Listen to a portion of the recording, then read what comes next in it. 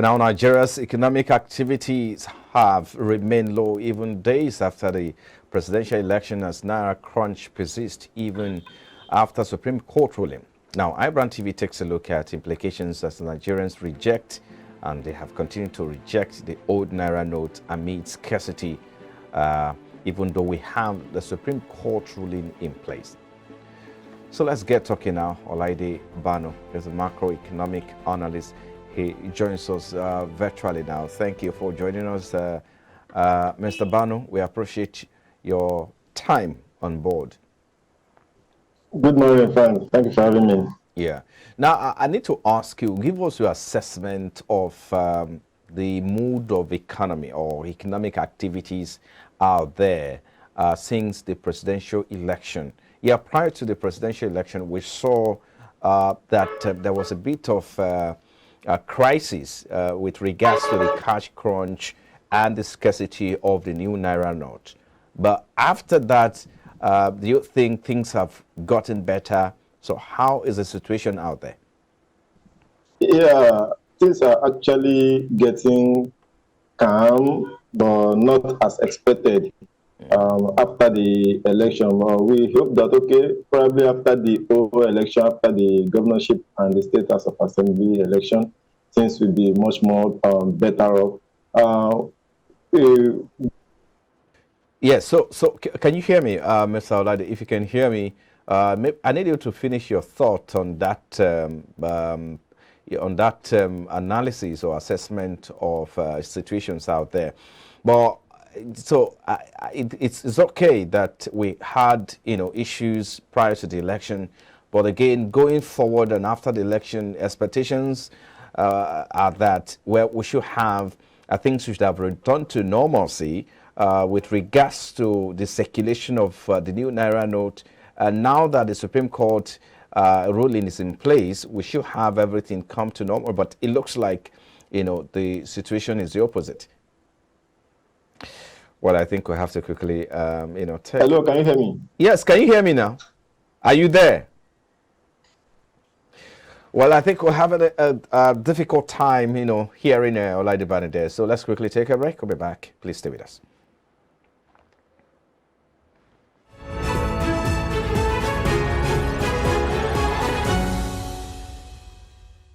We do have Olaide Bano now, macroeconomic analyst. Thank you for your time. So, yes, before the destruction, so you were giving us your assessment, how things perhaps have gotten better. Please continue on that note.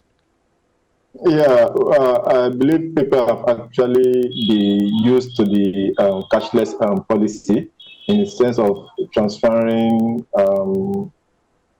from each other, if you will, for purchasing goods or the other. So people actually be getting used to it. People who are traders who are not making use of a bank account or the form of through the fintech company or any other one have actually been doing so. Though things have not been that easy as it was before, but based on the transportation aspect of it, going from one place to the other, things like that. But in terms of purchasing goods, I think people have actually been getting used to the cashless policy.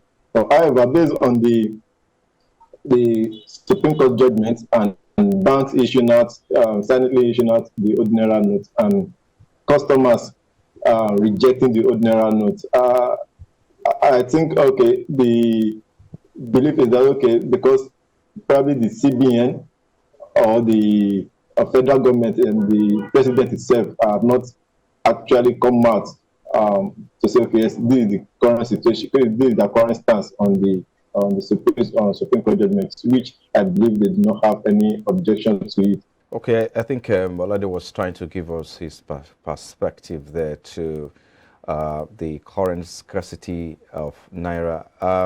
Okay, I understand that Olade is back. Please continue. Try to continue on that thought. Let's say, hear you, please.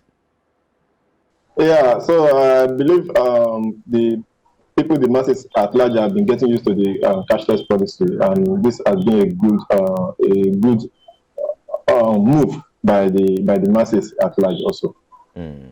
even though, I mean, Nigerians are getting used to the cashless policy, but the reality on ground there, out there, the feelings we're getting is that, yes, it's a good thing to get used to that and to adapt quickly. But the impact and implications of the fact that most Nigerians have not been able to access the new Naira note, and since the Supreme Court ruling, the old Naira note is not even there. And to make matter worse is the fact that those who have the old Naira note, they can't even spend it because Nigerians and motorists are rejecting it. So how do we address these lacuna or confusion? Can you hear me, Mr. Olade? Hello?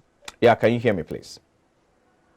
So if you can hear me, yes, if you can hear me, I was saying that, yes, it's true that Nigerians are getting used and adapting to the situation.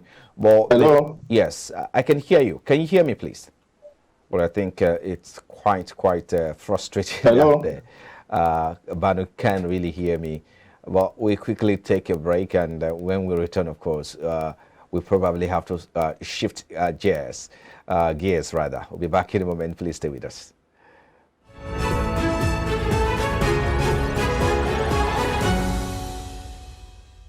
Well, Laidevano joins us again, but this time via the telephone. So let's get the conversation going. I mean, where we stopped was the fact that you were telling us that things have perhaps gotten better, but the situation out there really is that the impact of the Naira crunch and the scarcity really has massive effect on the livelihoods of average Nigerian. And most likely, most time, what you have is that a lot of people out there do not even have cash to spend. And so how do you think we can address this issue? Well, we heard that the government needs to give the CBN a directive, and then the CBN will have to give the directive to commercial banks before they can start issuing out. That's one. Then the second thing is that, yes, since the Supreme Court ruling, these old Naira notes, of course, some banks have started issuing them, but the fact remains that the people who have accessed this old Naira note cannot even spend it. Why? Because Nigerians are refusing to collect this old Naira note. Talk to us about this. How do we get above this confusion level? Yeah, the reason why people are actually rejecting it, if I should come to that angle, is that there's no clear directive from the government or clear directive from the CBN to say that, okay, the old Naira note will remain legal tender the December 31st as regarding the Supreme Court judgment. If that has been in place, there will be rest of mind from the Nigerians that, okay, if I have this old Naira note, I will be able to send it out.